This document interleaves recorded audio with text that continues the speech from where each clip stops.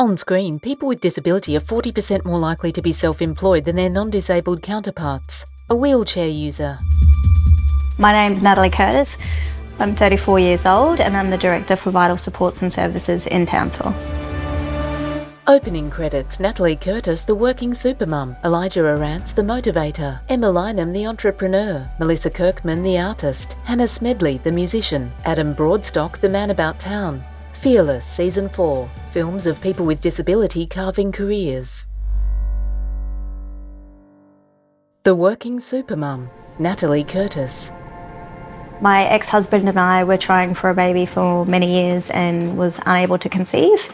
We went and seen an IVF doctor and he told me to forget about having children and move on with my life.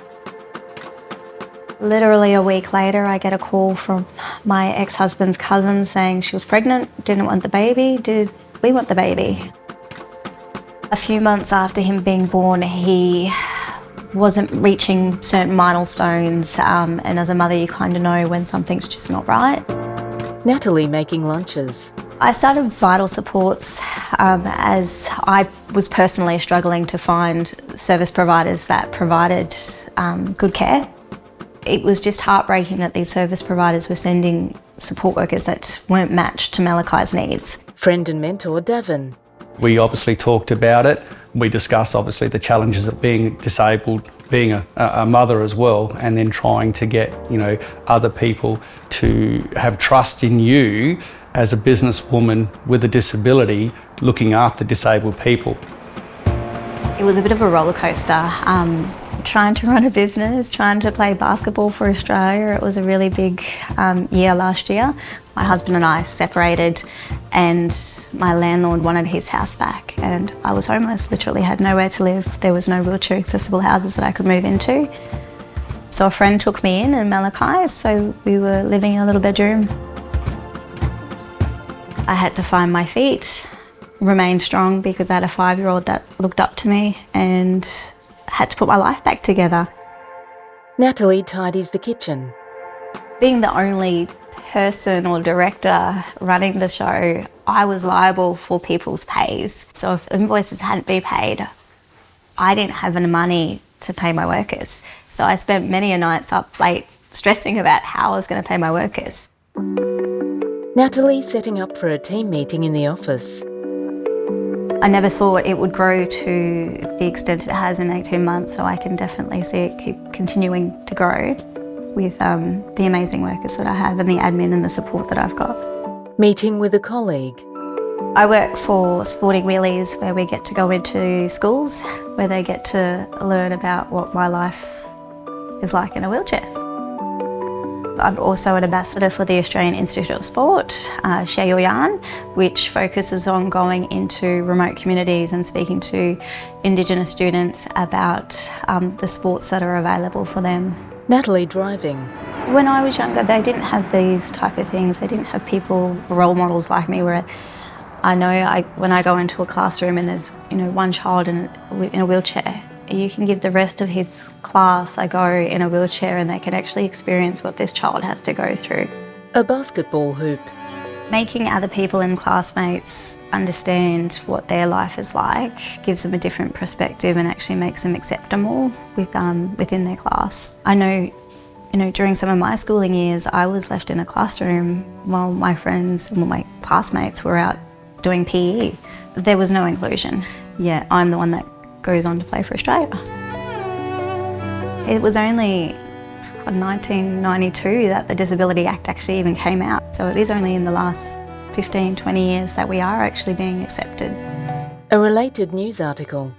I met Davin 15, 20 years ago as a young girl playing wheelchair basketball. Well, Natalie and I share a lot of interest together, and we very much like to do things that I suppose probably a lot of disabled people wouldn't think you should do or you could do. I really only have one life. There's no point me dwelling on the things that I can't do, so I just focus on what I can do and keep pushing through. Sports for me is what changed my Without sports, I definitely wouldn't be the person I am today. Many of the skills that I've learnt within basketball I've applied to my business. Being competitive, working as a team, so it's given me the drive to get up every morning and keep going and make a difference in my life. Bear has the exact same passion.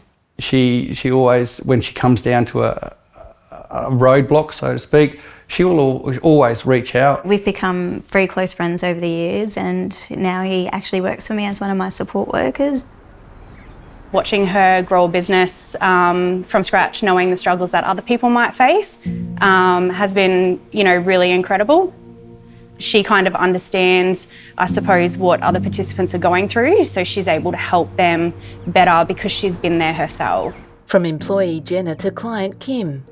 Last year, I was admitted to hospital for a back injury and degeneration of my spine, and took them 10 months to sort of figure out that it was a bit worse than they thought at first, and lots of tests proving that everything else is fine, but not my back, and I couldn't walk.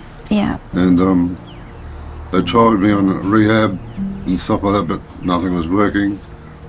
The rental market as is, there is literally no accessible houses in Townsville. There is, but they're all taken. So trying to find a unit that was going to be suitable for him, myself, anyone with a disability is near on impossible. So to find a house that has been completely renovated to his needs is like winning the lottery, to be honest.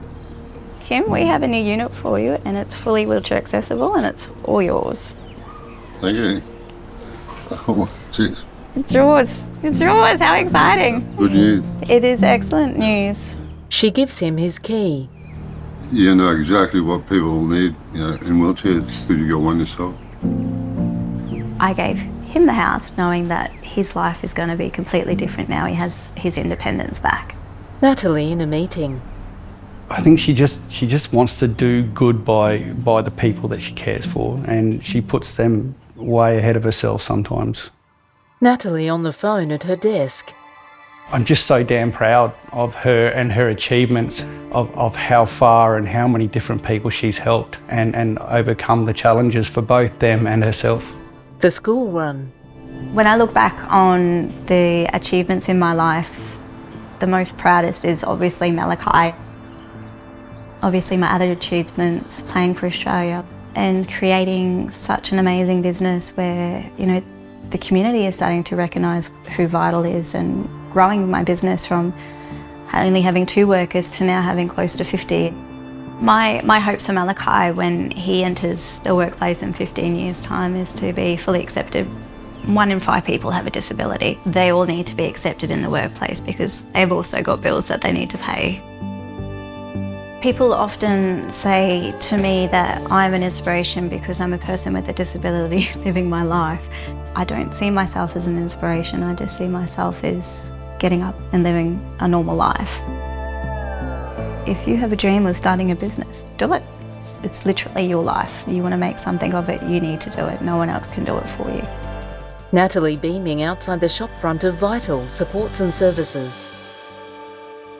On screen, this film was created inclusively with people with disability. We acknowledge the traditional owners of the land on which this film was made and pay respects to their elders past, present and emerging. Directed by Julian Newhouse. Executive producer Tanya Sim. Producer Julian Newhouse. Audio description by Fran Matthew Description Services. An Ironbark Films production. Copyright Feros Care 2022. Feros Care Grow Bold. Resources at feroscare.com.au/let's work.